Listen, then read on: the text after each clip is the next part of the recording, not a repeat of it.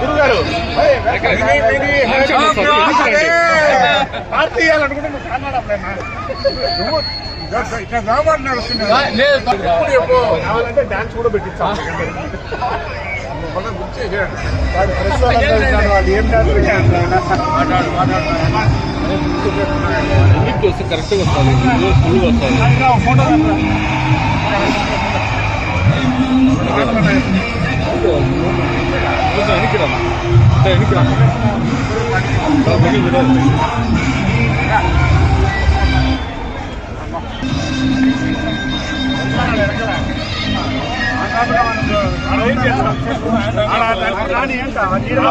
నాపై నిలబడదాం రండి. లీడర్ ఆగు అధ్యక్షుడు రండి.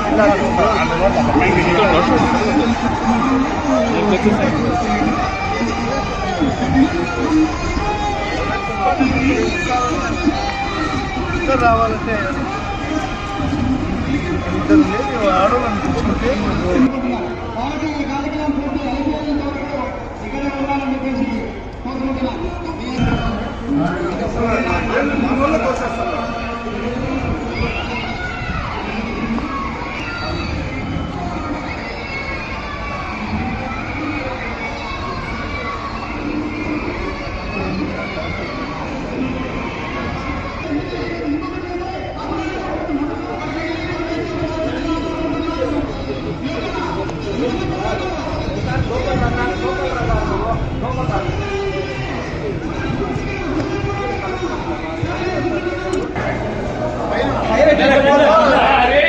జేసీ లేదు,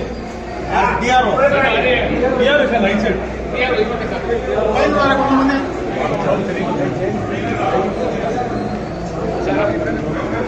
ఇక్కడ మీటింగ్ లో ఉన్న మమ్మల్ని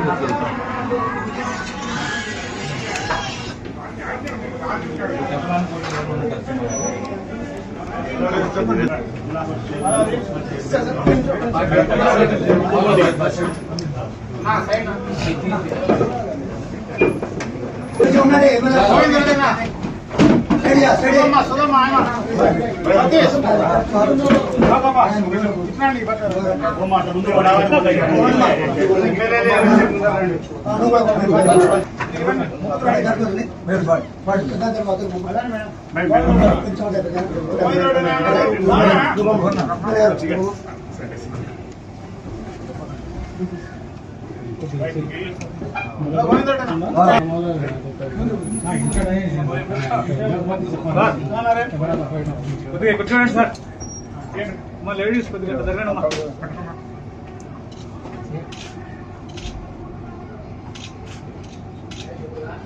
1 minute.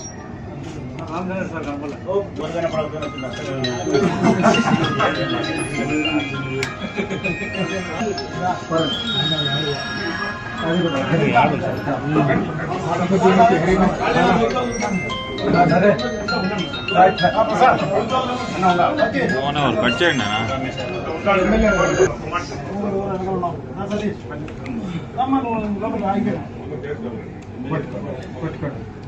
Okay okay okay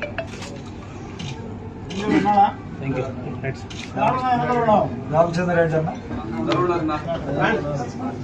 so దాదాపు వేలాది మంది స్టేట్ కాలేజీ అన్ని చోట్ల కూడా అట్లాగే ఇస్తున్నారు. ఈయనైతే కలెక్టర్ గారు లేరు, జేసీ గారు కూడా లేరు. నిజంగా అన్యాయం. ఇంత ఇంత పెద్ద ఎత్తున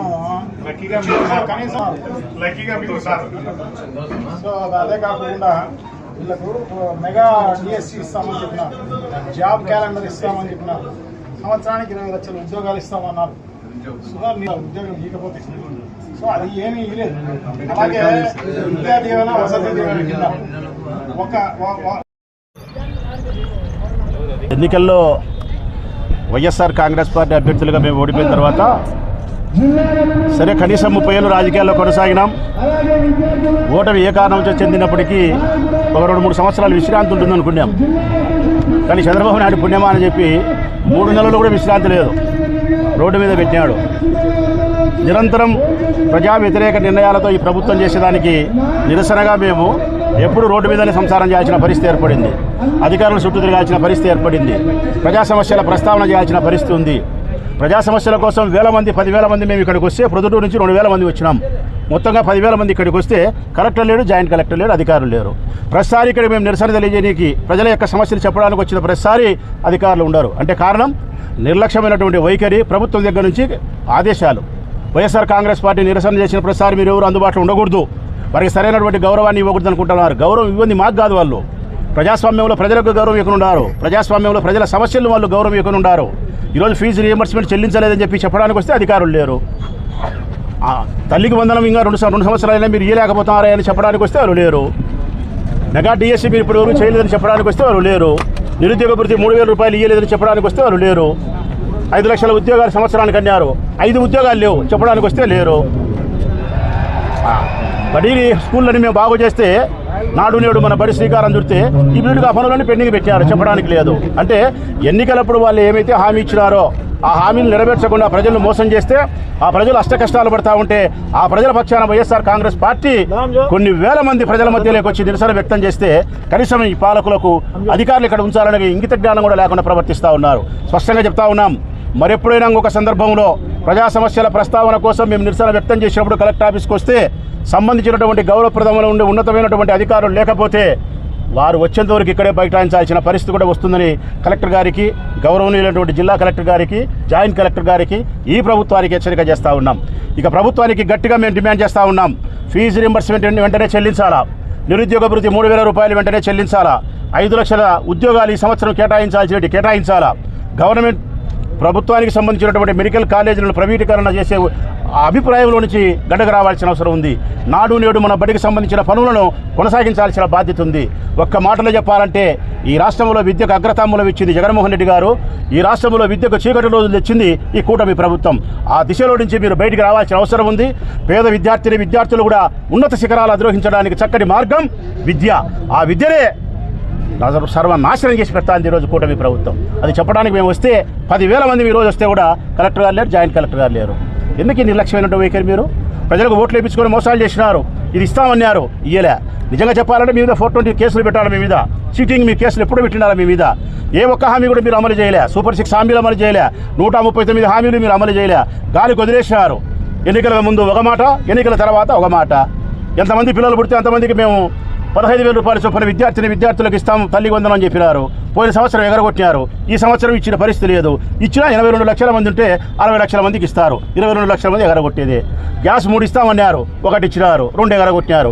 ఈ సంవత్సరం మందికి ఇస్తారంటే 1,20,00,000 మందికి గాను అది ఇయ్యరు. సగం మందికి ఇచ్చి సగం మందికి ఇచ్చిన సగం మందికి కూడా డబ్బులు ఈరోజు పడని పరిస్థితి ఈ రోజుకి ఉంది. ఏ ఒక్క హామీ కూడా మీరు రైతు భరోసా అన్నారు, కేంద్ర ప్రభుత్వం ఇచ్చి 6,000 కాకుండా మేము 20,000 ఇస్తామన్నారు. 6 లేదు, 20 లేదు, మొత్తం 26,000కు గుండుసున్నా చుట్టినారు. రైతు భరోసా కేంద్రాలు నిర్వీర్యం చేసినారు, సచివాలయాలు నిర్వీర్యం చేసినారు, వాలంటరీ వ్యవస్థ ఎత్తేసినారు, ప్రజా సమస్యలు గాలికి వదిలేసినారు. మీరు చేస్తాండేది ఒకటే, వైఎస్ఆర్ కాంగ్రెస్ పార్టీ వాళ్ళను రోడ్డు మీదనే పెట్టాలా, జైల్లోనే పెట్టాలా. కక్ష సాధింపు చర్యలో భాగంగా మమ్మల్ని జైల్లోనే పెట్టాలా, లేదంటే మీరు చేసే విధవపరులకు నిరసన చేసే కార్యక్రమంలో మేము మా తమ్ముళ్ళము చెల్లెళ్ళందరూ రోడ్డు మీద వచ్చి సంసారం చేయాల్సిన పరిస్థితి పెట్టినారు. ఇది మీరు చేస్తూ ఉండే పరిస్థితి ఈ రాష్ట్రంలో. ఇది మంచి పద్ధతి కాదు.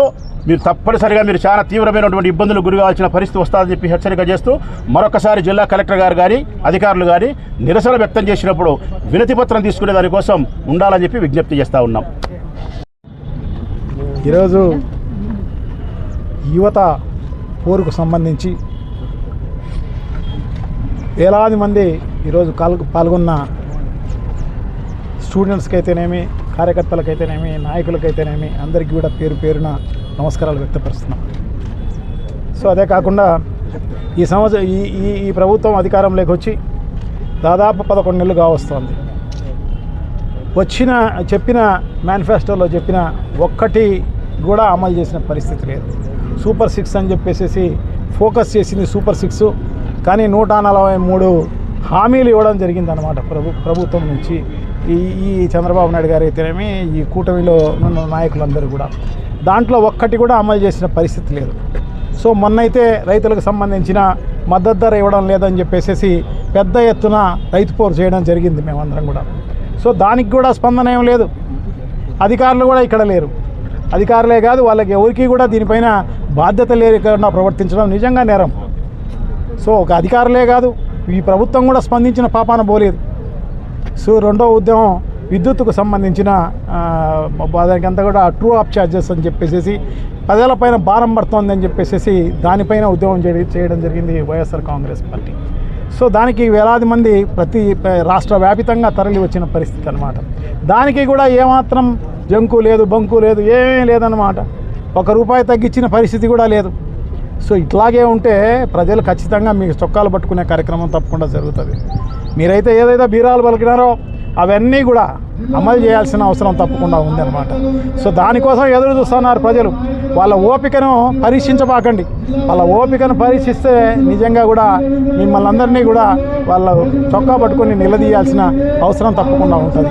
గతంలో కూడా నారా లోకేష్ చెప్పినాడు, ఈ మేనిఫెస్టోలో చెప్పినట్టు అన్నీ కూడా ఖచ్చితంగా మేము అమలు చేస్తాం, ఇవన్నీ కూడా క్యాలిక్యులేట్ చేసాం మేమంతా కూడా.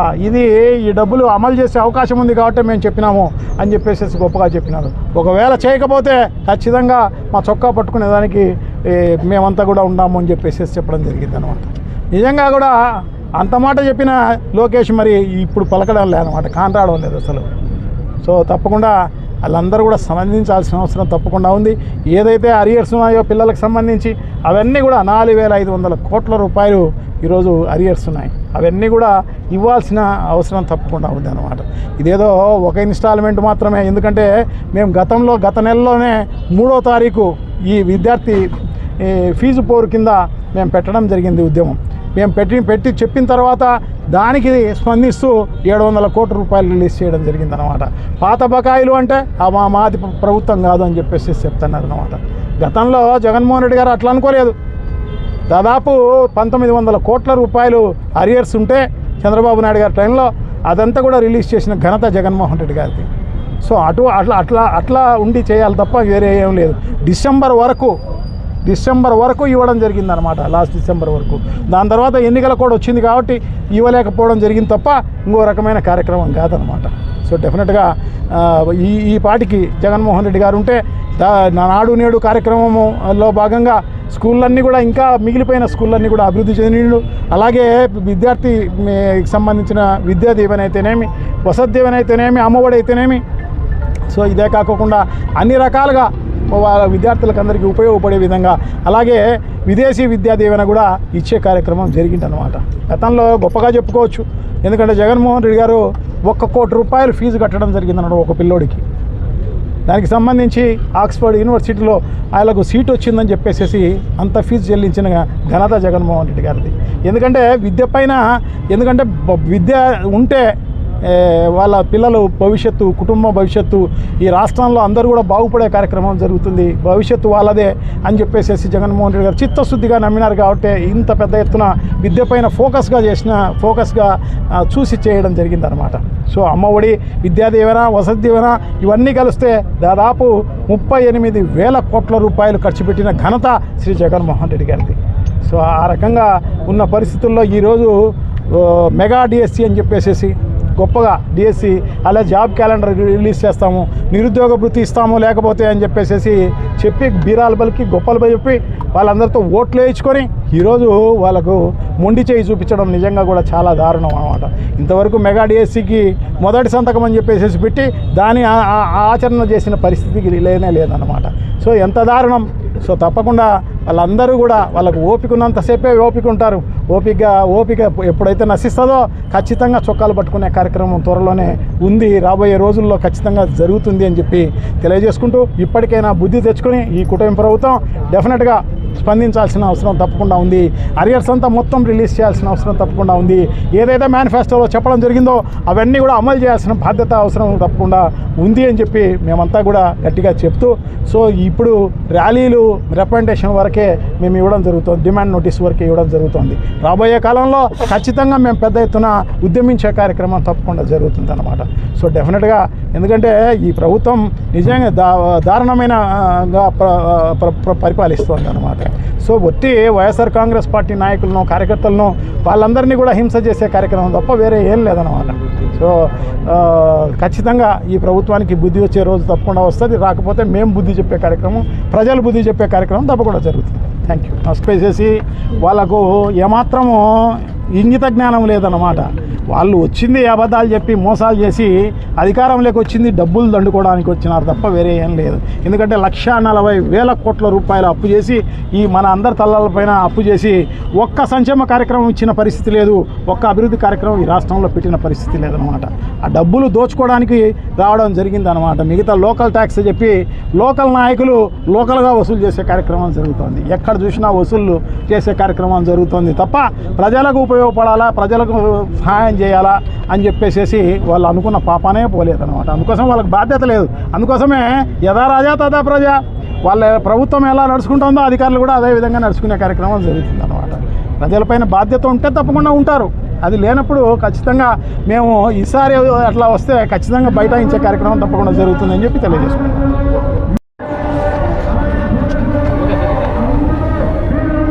ఈ ఆంధ్రప్రదేశ్ గడ్డ జగన్మోహన్ రెడ్డి గారి అడ్డా. ఈ అడ్డాను ఆక్రమించుకోవడానికి ఈ కూటమి ప్రభుత్వం, చంద్రబాబు నాయుడు గారు, అదే రకంగా పవన్ కళ్యాణ్, బీజేపీ వీళ్ళందరూ కూడా కలిసి అనేక రకాలమైనటువంటి భ్రమల్లో ప్రజలను ముంచెత్తినారు. వాళ్ళకు తెలుసు న్యాయమైనటువంటి పోరాటం చేస్తే వాళ్ళు గెలవలేమనేది తెలుసు. ఈరోజు వాళ్ళు చెప్పినటువంటి ఈ అబద్ధాల వల్ల సామాన్య ప్రజలందరూ కూడా అనేక ఇబ్బందులు ఎదుర్కొంటున్నారు. ఆనందంగా ప్రతి ఒక్క కుటుంబానికి 50,000 నుంచి 1,00,000 రూపాయల వరకు అందేది.